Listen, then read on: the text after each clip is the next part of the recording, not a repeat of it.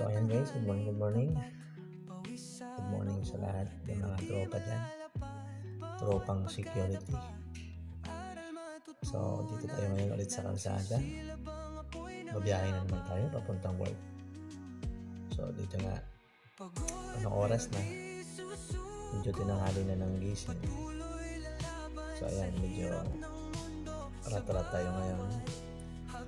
Pero lagi tayong mag-ingat guys at magdasal.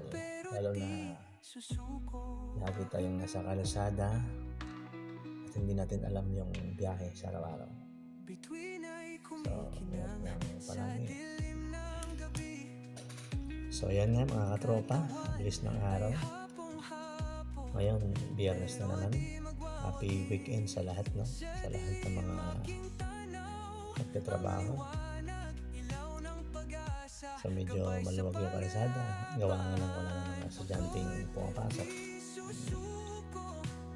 So, dito na ako dumaan sa S-Bank Road, no? Napakaluwag. At maganda yung daloy ng mga sasakyan. Tuloy-tuloy lang. So, yun guys. Trabaho na naman yung mga mahihirap, no?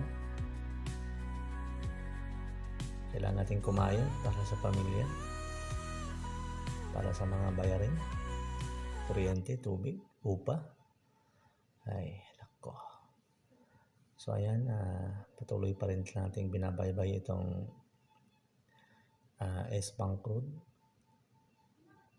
papuntang Ortigas Extension. So, lagi lang mag-ingat na manatiling kalmado sa daan at tabaan ng pasensya, lalo na sa mga matraffic na lugar. Kagaya din ito, laging matraffic. So, ayan, dito na ako sa Rose Life Homes. So, ayan guys, maraming salamat sa panonood. Ride safe always and laging magdasal. Ang buhay ay wither lang. Hindi natin alam ang mangyayari. So, laging mag-ingat. So, hanggang dito na lang guys. Maraming salamat sa panonood. Bye-bye.